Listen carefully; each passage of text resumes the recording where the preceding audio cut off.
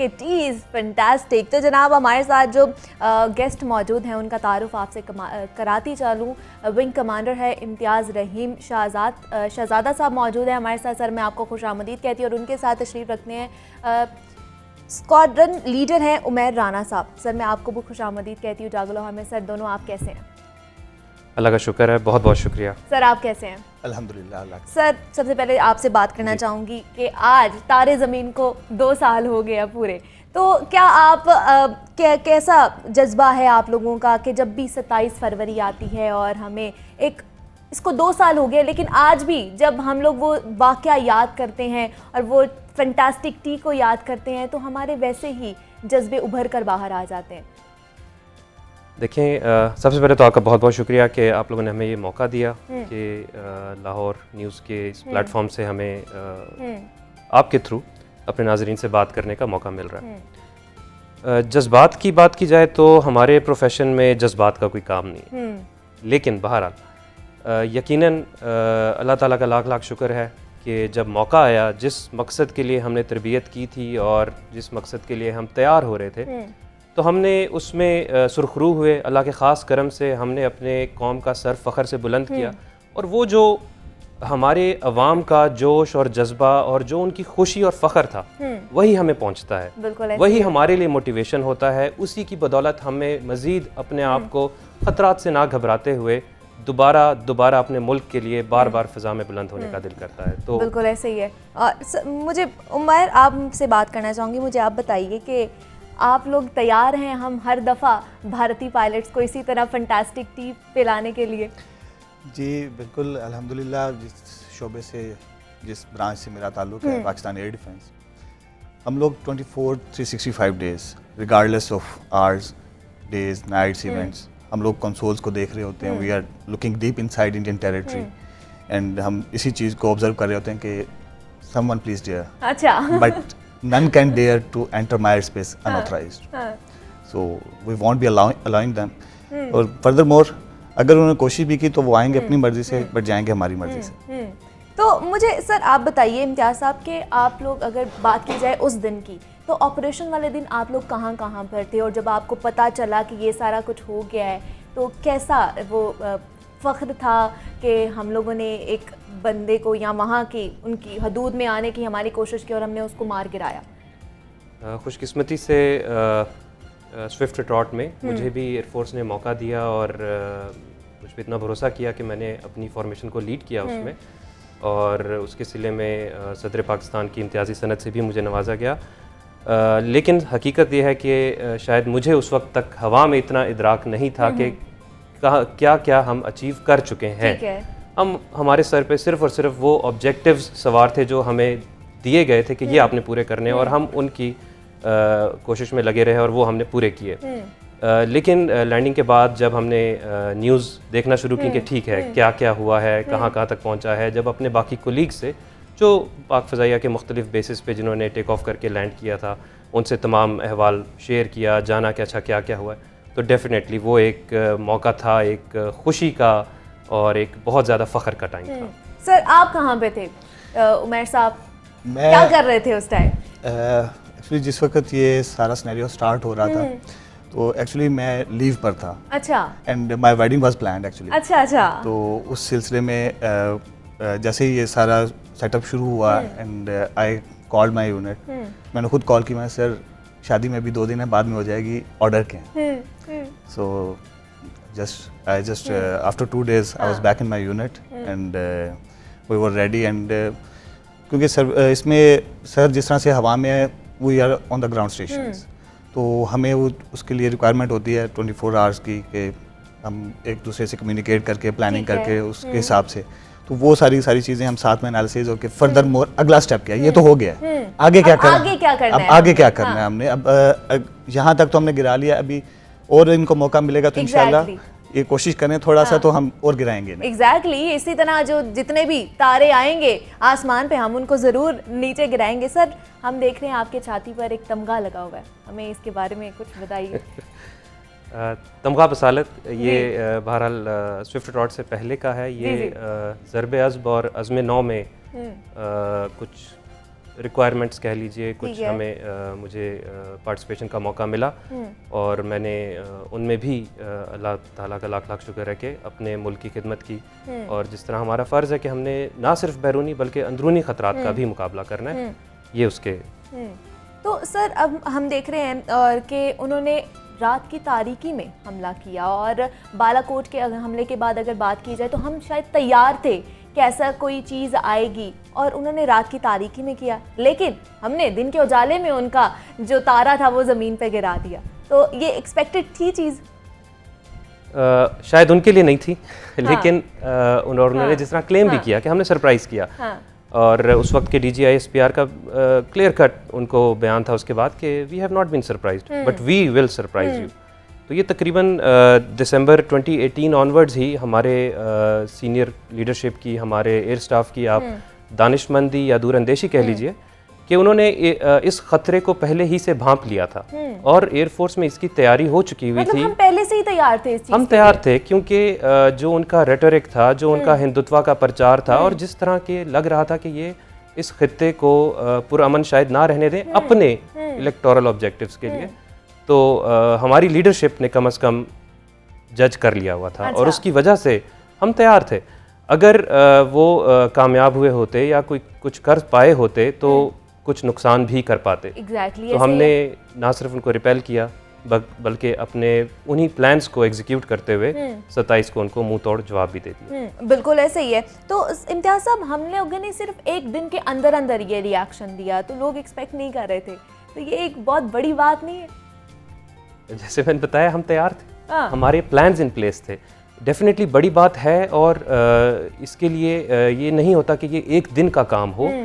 यकीनन बहुत सारे लोग इसमें इन्वॉल्व होते हैं। वो पायलट्स जिन्होंने जाना है, वो कंट्रोलर्स जिस तरह मेरे साथ स्क्वाड्रन उमैर बैठे हुए हैं जिन्होंने हमें गाइड करना है, जिनको पहले पूरी पिक्चर क्लियर होना ज़रूरी है, पूरे प्लान्स जिनको पता होना ज़रूरी है। तो ये तमाम एक मुकम्मल तरबियत और फिर उसके बाद एक मुकम्मल प्लानिंग का हिस्सा है जिसके बाद आप ये कर पाते हैं।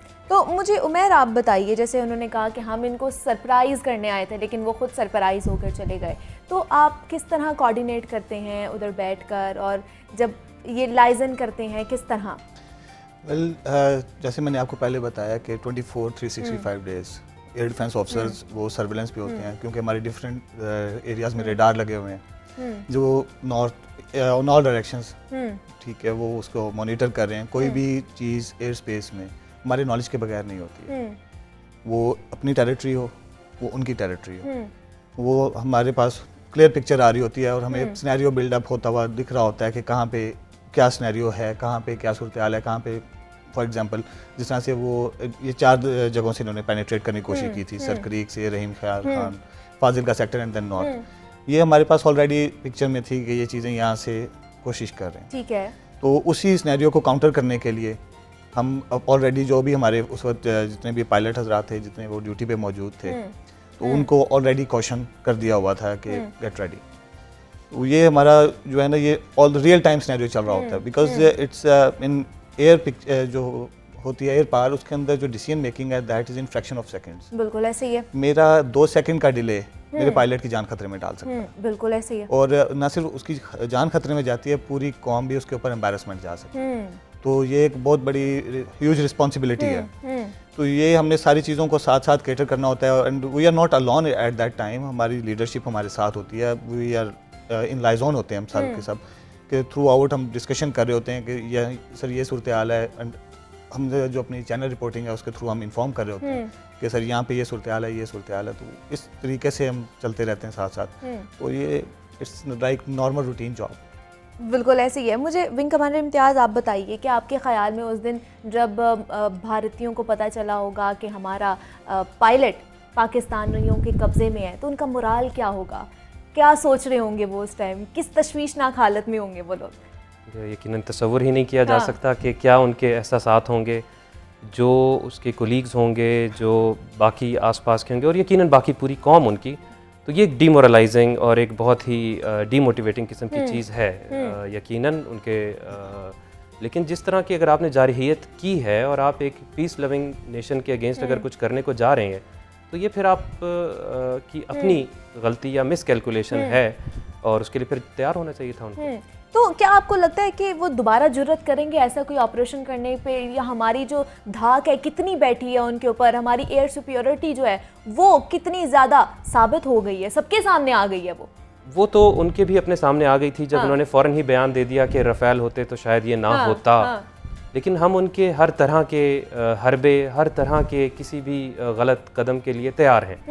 इंशाल्लाह उनकी जुर्रत नहीं होगी, लेकिन अगर उन्होंने जुर्रत की तो बच के नहीं जाएंगे। जो इस दफ़ा इनके साथ हुआ था, इंशाल्लाह अल्लाह ताला करम करेगा और आगे भी इसी तरह ही होता रहेगा इंशाल्लाह। और कोई गंदी या मैली आंख से हमारे पाकिस्तान को देखेगा तो उसके साथ यही होगा। मुझे उमैर आप बताइए कि हम जिस तरह 2 दिन बाद अभिनंदन को वापस कर दिया गया, तो ये किस तरह का जेस्चर था, एक बेहतरीन जेस्चर पूरे अक़वाम में भी बताया गया कि हम लोग पुरअमन कौम हैं और अमन चाहते हैं, हम जंग नहीं चाहते। जैसे आपको पॉलिटिकल लीडरशिप की काफ़ी स्टेटमेंट से आइडिया हो गया होगा कि हम लोग इस खित्ते के रिस्पॉन्सिबल हैं और दोनों जो हैं कंट्रीज़ वो न्यूक्लियर पावर हैं। एग्जैक्टली। तो ये यहाँ से जो चिंगारी निकलेगी वो उसका शोला बहुत भारी होगा, तो उसके रिप्लिकेशंस बहुत ज़्यादा सवेर होंगे। अब इसमें आम लोगों को 22 बिलियन की आबादी को ख़तरे में डालना ये मुनासिब नहीं है। तो उसके लिए हमारी लीडरशिप ने इसके ऊपर बहुत अच्छा स्टेप लिया, political leadership and then military leadership. उन्होंने ये एक जेस्चर पूरी दुनिया को दिखाया है कि अगर हम पे जंग मुसल्लत करोगे तो ऐसा नहीं है कि हम चुप करके बैठेंगे। We will respond, we will retaliate और हम आपसे बड़ा सरप्राइज देंगे। लेकिन in the mean time we are peace loving, हमें ना चाहिए बेहतर। तो मुझे बताइए इम्तियाज़ साहब कि पाकिस्तान में अब JF-17 जो तैयारे हैं वो बनना शुरू हो गए हैं, तो ये किसी मुल्क के लिए कितना इम्पॉर्टेंट है? दुनिया में शायद बहुत थोड़े ही ममालिक ऐसे हैं जो अपना एक फाइटर जेट खुद तैयार कर रहे हों और ना सिर्फ ये जेट बल्कि उसकी जो बाकी वेपनरी भी है उसकी भी कैपेबिलिटीज़ रखते हों। तो अब तो अल्हम्दुलिल्लाह हम JF-17 के ब्लॉक 2 के बाद ब्लॉक 3 पे मूव ऑन कर चुके हुए हैं और उसकी प्रोडक्शन भी जारी है। तो ये इन इटसेल्फ एक बहुत बड़ी अचीवमेंट है। और फिर जिस कैलिबर का ये जहाज़ अल्हम्दुलिल्लाह तैयार हुआ है, तो ये हमारे लिए हमारी दिफाई काबिलियत में बहुत बड़ा इजाफा है और इंशाल्लाह ये फॉर टाइम्स टू कम हमारे सरहदों की हिफाजत पे मौजूद होगा। तो मुझे बताइए इम्तियाज़ साहब कि अगर ओवरऑल बात की जाए, अगर पायलट लाइफ की, अगर आप लोगों की लाइफ की बात की जाए, तो एक पायलट की कितनी मुश्किल लाइफ होती है, क्योंकि आप लोग एक $1 बिलियन की मशीन उड़ा रहे होते हैं और ख़तरा भी बहुत ज़्यादा होता है, तो कुछ हमें बताइए। मुश्किल कितना प्रेशर होता है, मतलब एक बहुत ज़्यादा प्रेशर होता है और आपके कंधों पर हर एक जिम्मेदारी होती है जो आप लोगों ने पूरी करनी होती है। ट्रेनिंग है, आप करते हैं, आहिस्ता आहिस्ता आपके जहन से बहुत सारे जो उसके इनहेरेंट स्ट्रेसर्स या डेंजर्स हैं शायद वो पसे पुश चले जाते हैं कि मैं क्या कर रहा हूँ। लेकिन जो आपको उस वक्त ऑब्जेक्टिव्स दिए गए होते हैं या जिस काम के लिए आपको उस वक्त जिन एम्स के लिए आपको एयर में लॉन्च किया गया होता है, आपके सर पे वही होते हैं। और यकीनन अगर कोई स्ट्रेस मैं कहूँ तो वो ये ज़रूर होता है कि आप अपनी तरबियत के दौरान भी अपनी बेस्ट कैपेसिटीज़, बेस्ट कैपेबिलिटीज़ को इस्तेमाल करते हैं और कोशिश करते हैं कि इंशाल्लाह जब कभी मौका आए तो मैं अपने इस फ़र्ज़ को पूरा कर सकूं। ये प्रेशर ज़रूर होता है कि मैंने अपने आप को उस लेवल पे लेके जाना है कि जब इस कौम को मेरी ज़रूरत हो तो मैं उस पर पूरा उतरूँ। तो ये प्रेशर ज़रूर होता है। बाकी अल्हम्दुलिल्लाह it's wonderful life, it's a dream come true कि आप एक फ्लाइंग मशीन लेके एयर में जा रहे हैं and you get to fly each and every day. तो वो तो एक उमैर, मुझे आप बताइए कितना मुश्किल, जैसे इम्तियाज़ ने तो बता दिया कि कितना मुश्किल है, आप लोगों की ट्रेनिंग कितनी मुश्किल होती है कि लोग कहते हैं जी हम लोग पढ़ाई से भागकर फ़ौज में आते हैं, लेकिन कहा जाता है कि फ़ौज में आके ज़्यादा पढ़ना पड़ता है, ऐसा है? बेसिकली जो हमारी बेसिक ट्रेनिंग है वो तो सेम है, लेकिन जो पढ़ाई फर्दर डिफरेंट ब्रांचेस में हम जाते हैं तो अपने प्रोफेशन के ऊपर मास्टरी के लिए, एक्सपीरियंस गेन करने के लिए और उस चीज़ को बेस्ट यूटिलाइज करने के लिए, ताकि कहीं किसी ऐसी जगह से लैप्स ना हो जाए, क्योंकि as you I told you earlier कि हमारी रिस्पॉन्सिबिलिटी बहुत बड़ी है, बहुत ज़्यादा। एग्जैक्टली। तो उसके अंदर life is never ending learning, तो आपको उस हिसाब से लर्निंग करनी पड़ती है और आपको उस हिसाब से पढ़ना पड़ता है ताकि आप कहीं पे भी किसी भी जगह पे कोई ऐसी मिस्टेक ना कर दें जिसका खमियाजा हम लोग भुगतें। It's not about your own fault actually, वो फॉल्ट आपको प्रैक्टिकल सिनेरियो में दिख जाता है। वो जब वहाँ पे वो ब्लेंडर होता है, it's not a mistake, it's a blunder there actually. तो उस चीज़ को कैटर करने के लिए you have to study and you have to study hard. और आपको अपने मशीन का, अपने मैकेनिज्म का पता हो। जैसे जिस तरह से सर फ्लायर है, मुझे इनकी मशीन के पढ़ना है, क्योंकि मुझे पता है कि मैंने इनको किस जगह से किस तरीके से मैं मोड़ूंगा तो जाके ये उसके के ऊपर रिस्पॉन्स कर सकेंगे विद इन अ फ्रैक्शन। अगर मुझे उसके मशीन का नहीं, काबिलियत का नहीं पता होगा तो मैं उसमें अगर कोई भी एक टर्न भी दे देता हूँ, स्लैगिश टर्न हो जाता है, then it can cause me a huge loss. तो मुझे आप बताइए विंग कमांडर इम्तियाज़ के फ्लाइंग की बुनियादी तरबियत तो आप लोग एयरफोर्स अकेडमी रसालपुर से हासिल करते हैं, लेकिन आगे अगर F-16 या 17 थंडर स्क्वाड की ट्रेनिंग कितने अरसे के लिए होती है और वो कहाँ पर होती है? अच्छा, ट्रेनिंग एयरफोर्स में एक समझ लीजिए नेवर एंडिंग प्रोसेस। ठीक है, मतलब वो चलती रहती है, आपके चलती रहती है। आप एक माइलस्टोन अचीव करते हैं, आप अगले के लिए तैयारी शुरू कर देते हैं। और यही केस फ्लाइंग में भी है। हाँ, ये है कि तकरीबन इनिशियल, अगर मैं बहुत ज़्यादा टेक्निकल उसमें ना जाऊँ, तो इनिशियल 3 से 6 साल के अरसे के बाद आप किसी JF-17 या F-16 स्क्वाड्रन में पहुंच रहे होते हैं, जहाँ पे आप अपनी इब्तिदाई ट्रेनिंग शुरू करते हैं। ठीक है। कुछ अरसे में, जैसे कि 6 से 8 महीने या 10 महीने तक आप उसको इनिशियल उड़ाना सीख लेते हैं, लेकिन एक इस तरह के यंग पायलट को जंग के लिए तैयार करने में मज़ीद फिर काफ़ी टाइम लगता है। और उसमें आप समझ लीजिए कि एनीथिंग फ्रॉम 4 to 5 years मज़ीद उसको लग जाते हैं कि अब वो उस कैलिबर का हो कि वो ना सिर्फ खुद जा सके जंग में, अपने साथ अपने विंगमैन को ले जा सके और कुछ करके भी दिखा सके। मुझे बताइए विंग कमांडर इम्तियाज़ कि फाइटर पायलट बनना आसान है या ज़्यादा मुश्किल है? और हमारे नाजरीन को बताइए, कुछ अब हमें देख रहे होंगे, उन लोगों ने इस साइड पर भी आना होगा, नौजवान जो, उनमें किस तरह की क्वालिटीज़ होनी चाहिए कि वो फाइटर पायलट बन सकते हैं? फाइटर पायलट बनना आसान है या मुश्किल, पता नहीं। क्वालिटीज़, इमोशनल कोशेंट IQ के साथ साथ एक EQ या इमोशनल इंटेलिजेंस का होना एक पायलट में बहुत ज़रूरी है।